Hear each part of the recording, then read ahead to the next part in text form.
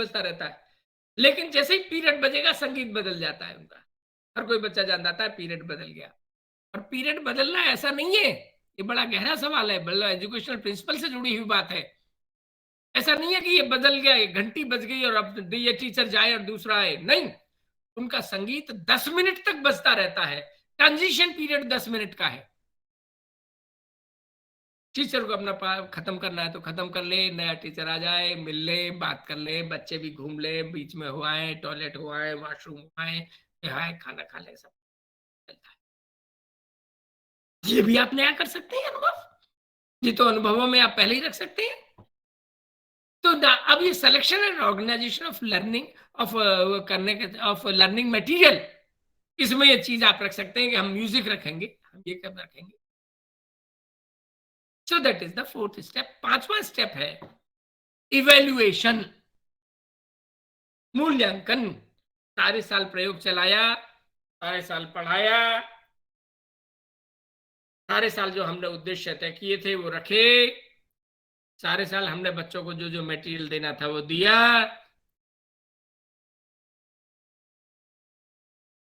अब आ गया मूल्यांकन। मूल्यांकन किस चीज का होगा?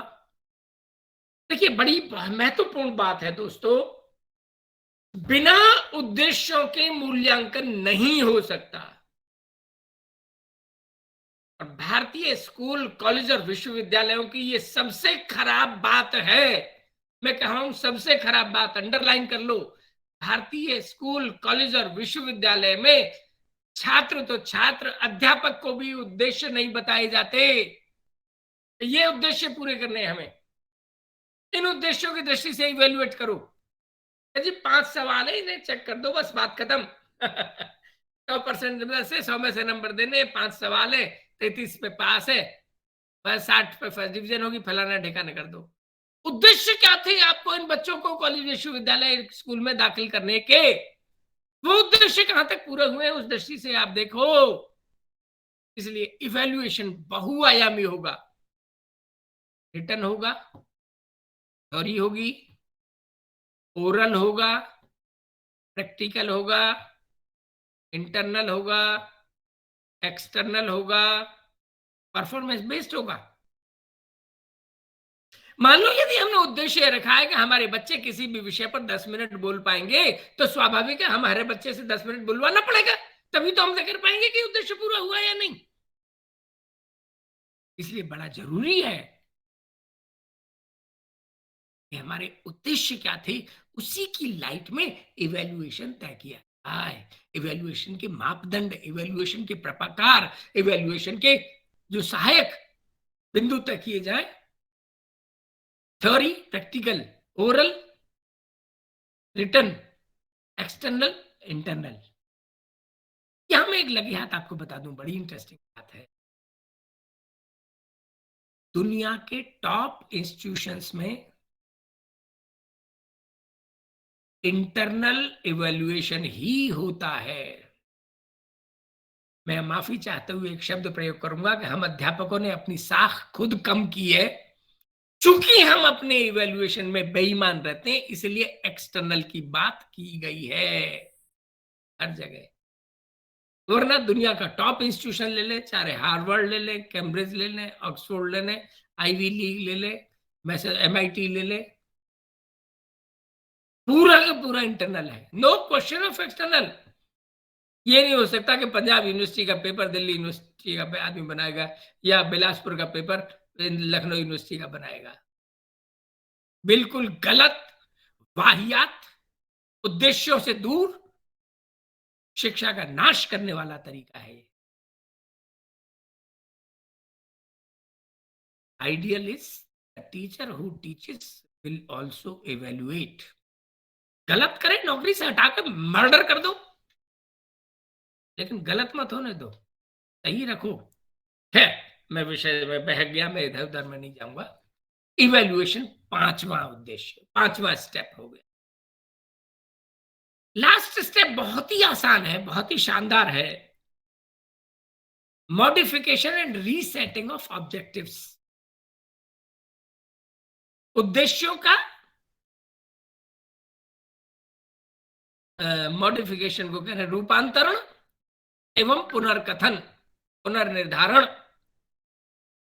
उद्देश्यों का रूपांतरण एवं पुनर्निर्धारण होता क्या है? बड़ा इंटरेस्टिंग बात है, मैं आपको बताना चाहूंगा। कई बार हमारे उद्देश्य जो हम चाहते थे पूरे हो जाए, वो नहीं हो पाए। कई बार हमने 11 उद्देश्य रखे थे, 12 पूरे हो गए। कई बार हमने जो नहीं सोचा था वो बात भी आ गई। कई बार कुछ उद्देश्य अधूरे पूरे हो पाए। तो ये जो सारी बातें हमारे इवैल्यूएशन से पता चलेंगी, कौन से उद्देश्य पूरे हुए, कौन से कम पूरे हुए, कौन से ज्यादा हुए, कौन से नहीं हुए। और इन चारों की लाइट में हम अपने उद्देश्यों का पुनर्निर्धारण करेंगे, रूपांतरण करेंगे और पुनर्तय करेंगे। अगले साल से ये करेंगे, अब भैया ये सबक ये रहा। And that is the last step of it for designing. उद्देश्यों का रूपांतरण एवं पुनर्निर्धारण, ये हो गए जी हिल्डा टाबा के स्टेप। अब तो एक महत्वपूर्ण बात और हो गई है, मैं उसको और आपको बताऊं। बहुत महत्वपूर्ण बात है, क्योंकि उसके बिना करिकुलम की बात नहीं की जाएगी। मैं कल की बातचीत में और अगली आगे की बात करूंगा। पाठ्यचर्या, अच्छा यहाँ तक खैर मैं, अच्छा वो तो बाद में बात कर लेंगे कि यहाँ कोई सवाल बाकी है नहीं है, क्या है कैसे है, वो तो आप बाद में बात करेंगे।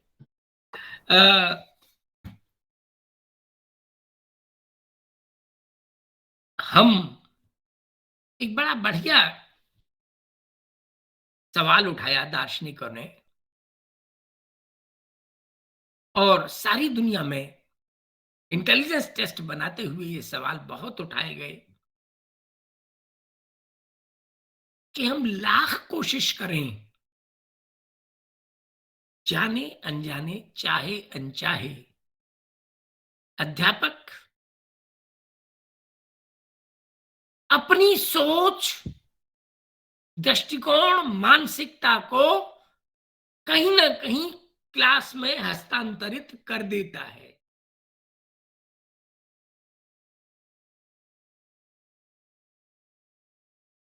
बात यह है, और इस बात पर अध्ययन किए गए हैं,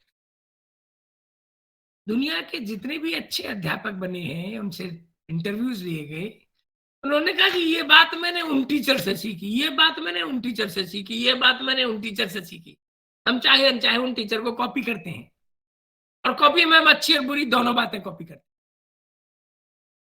you always try to copy our best of the teachers, imitation. जो सवाल ये उठाया गया कि क्या कोई अध्यापक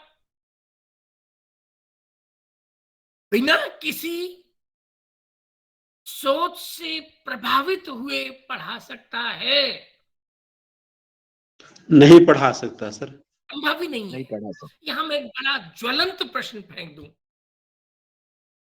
और ये सारी दुनिया में प्रश्न चल रहा है, हालांकि भारतीय विश्वविद्यालयों में भी ये प्रश्न है। सिद्धार्थ को बोलो ना गाड़ी हटाए कर। भैया साहब आप कुछ कह रहे हैं सर, बताएं प्लीज सर। हाँ सर। जी देखिए, बड़ा सवाल में बड़ा, मैं कहना चाहिए विचारों में आग लगा दूं। एक अध्यापक एक पॉलिटिकल पार्टी से बिलोंग करता है, आप चाहे या ना चाहे उसके पढ़ाने में, बातचीत में, व्यवहार में, ट्रांजैक्शन में, जब वो हस्तांतरण करेगा विचारों का, किसी भी विषय वस्तु, चाहे हिस्ट्री का हो, पॉलिटिकल साइंस का हो, बॉटनी जूलॉजी का भी हो, तो कोई चिंता नहीं, वो अपनी आइडियोलॉजी को जाने अनजाने संप्रेषित कर देता है। ये संभव ही नहीं है कि वो बिना किसी आइडियोलॉजी के पढ़ा सके। There can not be a teacher who does not have any convictions। और भी कुछ नहीं, मेरी आदतें होती हैं, मेरे अपना हो सकता है मैं अपना यूं करके पढ़ाऊं, मैं अपना मूंछों पे ताव दे के पढ़ाऊंगा, मैं 10 बार यूं लगाऊंगा, यूं करके पढ़ाऊंगा। तो आप भी अपने टीचर को कॉपी करना सीख जाते हैं। Intentions, attitudes, likings, dislikings, ideologies पढ़ा देता है, ट्रांसमिट कर। इसलिए हम डिटेल में बात कल परसों करेंगे। 5 मिनट बात को और, ये संभव नहीं है कि अध्यापक शून्य विचारधारा रहकर पढ़ाए। फिर कौन कौन सी विचारधाराएं उसको प्रभावित करती हैं? मध्य प्रदेश का ये बहुत प्रसिद्ध किस्सा है, 25-30 साल पुराना। प्राइमरी स्कूल के एक अध्यापक ने एक बच्चे को उठा उठा के पटक पटक के मारा, इतना मारा कि बच्चे को हॉस्पिटलाइज होना पड़ा। बिल्कुल गलत है, अवांछित है। अध्यापक को गिरफ्तार किया गया, जेल भी हो गई, सवाल बिल्कुल ठीक है। बाद में पता चला कि अध्यापक को 6 महीने से तनख्वाह नहीं मिली थी और उसके घर में भुखमरी हो रही थी। मैं बिल्कुल कह रहा हूं कि उसको इसका मतलब भुखमरी थी, तो इसका मतलब ये नहीं है कि वो बच्चे को पटक पटक के मारेगा। बिल्कुल सही है, जेल भी हो गई, बिल्कुल सही हुई। किंतु मनोवैज्ञानिक यहां अपना सवाल उठाना चाहेगा कि हर अध्यापक की सामाजिक, आर्थिक, नैतिक, सांस्कृतिक, मनोवैज्ञानिक स्थितियां अध्यापक के पढ़ाने को प्रभावित करती हैं। राजनीतिक भी ले सकते। कॉलेज और विश्वविद्यालय में मैं नीरज साहब की बात करूं, गोपाल दास नीरज जी, या हमारे फिराक गोरखपुरी साहब, या और भी हैं, मैं नाम नहीं लूंगा, नाम लेना गलत होगा। हमारे बहुत से ऐसे, मेरे एक टीचर थे, मैं नाम फिर नहीं लूंगा, दिल्ली विश्वविद्यालय में पढ़ाते थे, one of the best teachers of my life. लेकिन दिक्कत ये थी कि सुबह वो पी कर आते थे, शराब पी कर आते थे। मैं फिर कहूंगा, शराब पीना अच्छी बात नहीं है, गलत बात है, लेकिन मैं दोनों चीजों को जोड़ भी नहीं रहा हूं, लेकिन दोनों तथ्यों को अलग अलग रख रहा हूं।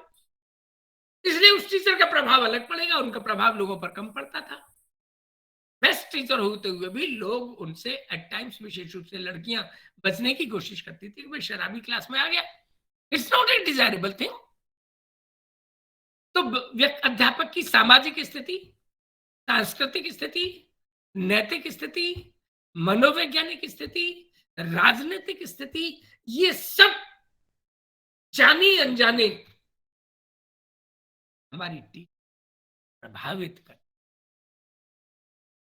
तो कल हम इन चीजों को डिटेल में पढ़ेंगे। अभी मैं केवल एक और बता दूं करके फिर बात को विराम दूंगा कि आज मूल रूप से जो हमने 3-4 बातें जो जानने की कोशिश की है, पाठ्यचर्या क्या है,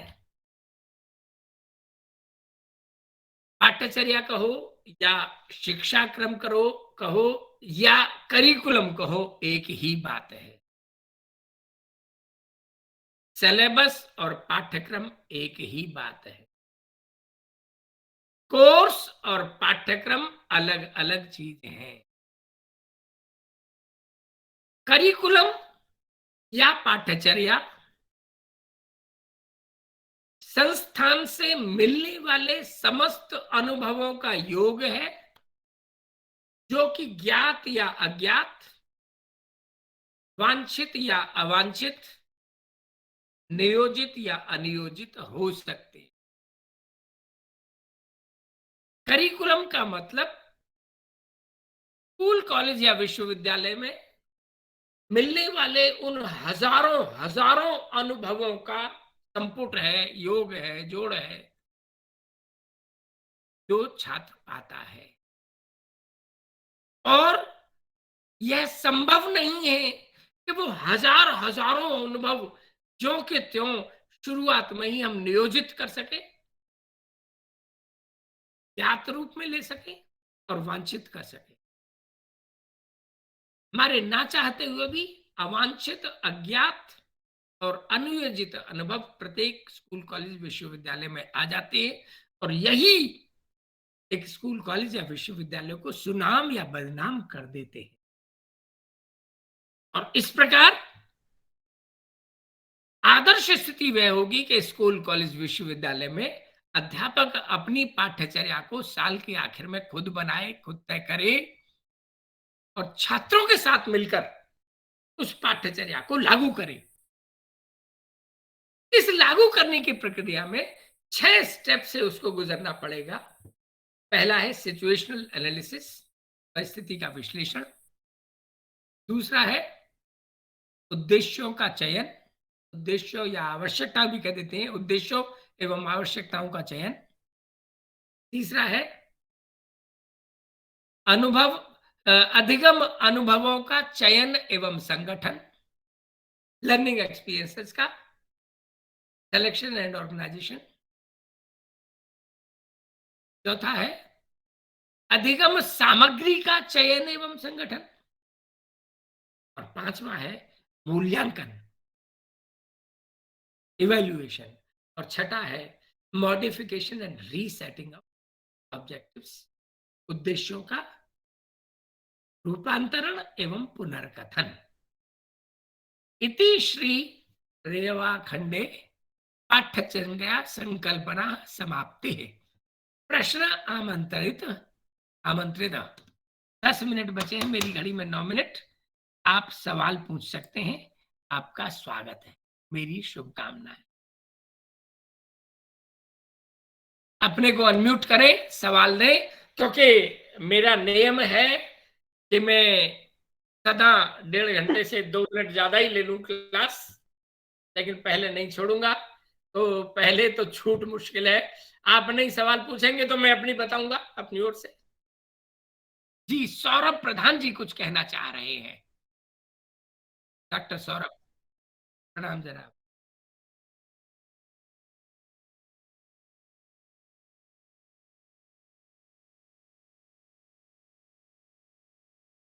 जी,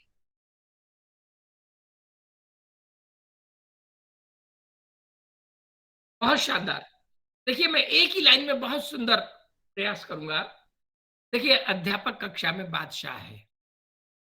स्कूल, कॉलेज या विश्वविद्यालय में वो मैं शाहरुख खान का उस डायलॉग को मारूं कि खुदा भी आपसे 60 मिनट नहीं छीन सकता जब आप कक्षा में जाए। तो आप 60 मिनट को जैसे मर्जी डिवाइड करो, इट इज योर चॉइस। मैं 60 मिनट में 45 मिनट सिलेबस की बात करूंगा, 5 मिनट पर्सनल बातें करूंगा, 5 मिनट आपके बल्ले हित की बात करूंगा, 5 मिनट आपकी नौकरी की बात करूंगा। आप अपनी तरह से बांट सकते हैं, इट इज योर चॉइस। हाँ जी, विद्वानों और विदुषियों सवाल उठाइए, वरना फिर मैं कहूंगा कि पृथ्वी वीरों से खाली है। सर नमस्कार। नमस्कार माझी साहब। जी सर, अभी बहुत अच्छा आपका सर सेशन रहा, और जो आपने हिल्डा डाबा का जो Hilda Taba, steps of Hilda Taba हाँ मैडम जी, हाँ टाबा जो आपने बताया सर 6 स्टेप्स, उसमें जैसे कि हम लोग जो सिलेबस की जिस सिलेबस की बात करते हैं सर, मैं हिंदी का प्राध्यापक हूँ जी, तब जब बात आती है सर, हाँ, तो ये जो तीसरा पॉइंट्स है sir, ji, selection of learning experiences, selection and organisation of learning experiences, अधिगम अनुभवों का चयन एवं संगठन। इसमें सर थोड़ा सा ये हम क्लियर होना चाह रहे थे जी, कि इसमें जो हम लोग जैसे मान ली हिंदी का ही अगर मान ली करिकुलम जब बनानी होती है, तब उसमें हम ये 6 बिंदुओं को तो नहीं रख सकते हैं। बिल्कुल सारे रख सकते हैं सर। मेरे पिताजी के हिंदी के अध्यापक थे, मेरी पत्नी भी हिंदी की अध्यापिका रही है, कॉलेज प्रिंसिपल रिटायर हुई है। मैं एक ही उदाहरण दूं सर, कविता पढ़ाना है, स्वर पढ़ा सकते हैं, नाटक करके भी पढ़ा सकते हैं, गायन करके भी पढ़ा सकते हैं। चयन और संगठन आपकी चॉइस है, आप पूरे क्लास के बादशाह हैं। मुझे मालूम है, मेरे पिताजी स्कूल में टीचर थे 10वीं 11वीं में। वो बच्चों को मैंने कई बार उन्हें देखा, 6 बच्चों को 6 ओर से खड़ा कर देते थे। इस कहानी, इस कविता को तुम ऐसे पढ़ो, इन 2 लाइनों को तुम ऐसे पढ़ो, तुम ऐसे पढ़ो, तुम ऐसे पढ़ो, इसका अर्थ तुम बताओ, तुम बताओ, तुम बताओ। डिस्कशन हो जाता था, प्रश्नोत्तर भी हो सकते थे, चर्चा भी हो जा सकती थी। मैं तो बिल्कुल कहूंगा कि मैं आपके मेरे पिताजी की बचपन की कविता मुझे आज भी याद है, कक्षा में पढ़ा रहा है। मैं तो वही खिलौना लूंगा, मचल गया दीना का लाल, मैं तो वही खिलौना लूंगा, मचल गया शिशु राजकुमार। वह तो बच्ची का ही है, पर तुम तो खेलो सोने से, दौड़ पड़े सब दास दासियां राजपुत्र के रोने से। अब एक गरीब और अमीर है, उन दोनों के खिलौने में लड़ रहे हैं। गरीब ने अमीर राजा का लड़का और गरीब आसपास जा रहे हैं, उन्होंने एक दूसरे को देख लिया, एक दूसरे का खिलौना लगा बच्चों को अच्छा, वो कहता है मैं वो वाला लूंगा, वो कहता है मैं वो वाला लूंगा, दोनों लड़ने लग गए। दौड़ पड़े सब दास दासियां राजपुत्र के रोने से, वह तो मिट्टी का ही है, पर तुम तो खेलो सोने से। निर्भर करता है कि अध्यापक क्या देना चाहता है, कैसे देना चाहता है। मुझे हिंदी में ही मालूम है, शिवाजी कॉलेज दिल्ली विश्वविद्यालय से मैंने बीएससी किया था, वहां हिंदी के अध्यापकों से मैं बहुत प्रभावित था। एक दो हिंदी के अध्यापक कविता, निबंध, इवन निबंध भी बड़े रोचक ढंग से लिखवाते थे, कराते थे। बहुत कुछ कर सकते हैं आप क्लास में, हर विषय में संभव है। ज्योग्राफी में, हिस्ट्री में, मैं कह रहा हूं botany, zoology, physics, chemistry, anthropology में भी ये सब संभव है। लर्निंग अनुभव हम कौन से देना चाहते हैं, आपकी चॉइस है, आप जो मर्जी दें। जी हाँ जी, थैंक यू और सर, सवाल? बहुत बहुत अच्छा लगा सर, धन्यवाद। जी, और बताएं सर। हाँ जी, महिलाएं पीछे हैं।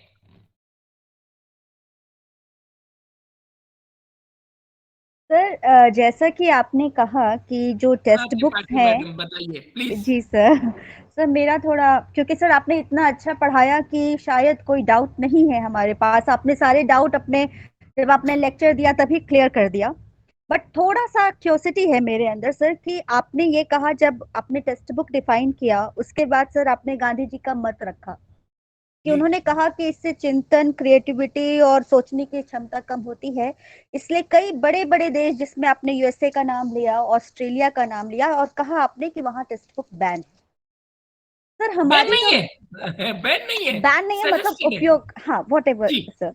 हाँ हमारी जो एंशियंट एजुकेशन सिस्टम थी सर, उसमें जी सर हम लोग जो है, मैं संस्कृत का उदाहरण लेती हूँ, वो सर श्रुति बेस्ड थी। मतलब जी हम एक एजुकेशन जो है, जो एक जनरेशन से दूसरे जनरेशन में हम उनको याद करके एक जनरेशन से दूसरे जनरेशन ठीक ट्रांसफर करते थे। ठीक ठीक। Okay sir.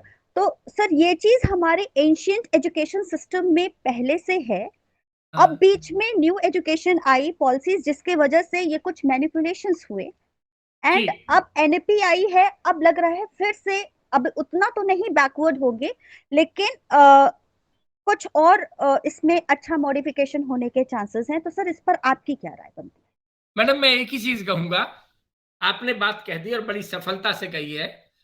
पुराना 100% नहीं लाया जा सकता, नया भी 100% नहीं लिया जा सकता। इंडिया को हम चाइना या अमेरिका या जापान की तरह नहीं पढ़ा सकते। हमारी अपनी संस्कृति है, अपना सोच है, अपना दृष्टिकोण है, अपनी मानसिकता है। इसलिए हमें अपना, और मैं ये कहूंगा कि यस, न्यू एजुकेशन पॉलिसी में बहुत शानदार प्रयास किया गया है, मैं इससे सहमत हूं, किंतु व्यवहार में लाना मेरी और आपकी जिम्मेदारी है। किस स्तर तक हम इसको उतार पाएंगे, इस अपने जीवन में चढ़ा पाएंगे, उन उद्देश्यों को उस लेवल तक उतार पाएंगे, ये मुझ पर और आप पर निर्भर है। और कोई वीर या वीरांगना, विद्वान या विदुषी प्रश्न पूछना चाहे, आमंत्रित हैं। हाँ जी, मैं, चलिए नहीं पूछ रहे आप, तो मैं फिर आपको एक मेंटल असाइनमेंट दे देता हूं। और मेंटल असाइनमेंट बहुत व्यक्तिगत अनुभव लोगों के उन पर आधारित है। अमेरिका में एक केस हुआ जो 1970 के आसपास, और 1970 के आसपास ही एक पूरा अमेरिका में बाढ़ सी आ गई थी। एक किताब आई, deschooling society, Ivan Illich साहब की किताब थी। एक किताब आई, कंपल्सरी मिस एजुकेशन। एक किताब आई, स्कूल इज डेड, ऑल फ्रेरे, एवरेट रीमर, ऑल गुडमैन, इवान इलिच, इन सभी विद्वानों ने किताब दी। एक किताब आई, पेडागोजी ऑफ द ऑप्रेस्ड।